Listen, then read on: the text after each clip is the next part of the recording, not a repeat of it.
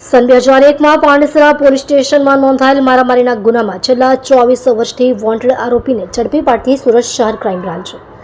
સુરત સરહદ વિસ્તારમાં કોઈ અનિચ્છનીય બનાવ ન બને તે હેતુથી સુરત શહેરમાં નોંધાયેલ ગુનાઓમાં ઘણા વર્ષોથી નાસફળતા આરોપીઓને ઝડપી પાડવા સુરત શહેર ક્રાઇમ બ્રાન્ચની અલગ અલગ ટીમો ઉપરી અધિકારીશ્રીના માર્ગદર્શન હેઠળ આરોપીઓને પકડી પાડવા વર્કઆઉટમાં હતા.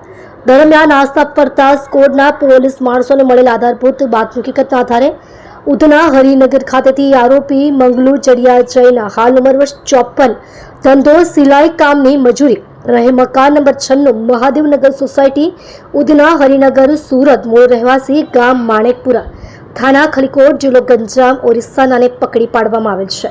મજકૂર આરોપી નીચે મુજબના ગુનામાં વોન્ટેડ હોય તેની વિરુદ્ધમાં કાયદેસરની કાર્યવાહી કરવામાં આવેલ છે. ઉપરોક્ત ગુનાના કામે હકીકત એવી રીતની છે કે હાલ પકડાયેલ આરોપી સન 2001માં સુરત પાંડેસરા આશાપુરી સોસાયટી રબારી કોલોનીમાં રહેતો હતો અને તે સંચા મશીનમાં કારખાનામાં કામ કરતો હતો.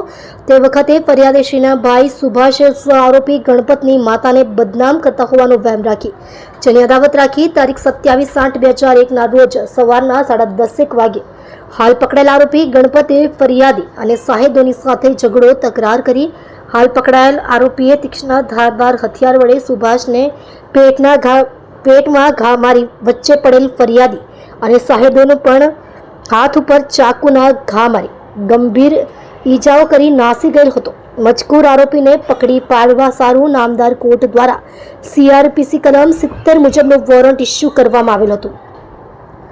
આરોપી ઉપરોક્ત ગુનામાં આજ દિન સુધી પકડાયેલ ન હતો, જેથી તેના વિશે ખાનગી બાતમીદાર મારફતે ઓરિસ્સા ખાતે માહિતી મેળવતા તે સુરત શહેરમાં જ કામ કરતો હોવાનું જણાઈ આવેલ, જે આધારે આજરોજ આરોપીને ઉધના હરિનગર ખાતેથી પકડી પાડવામાં આવેલ છે.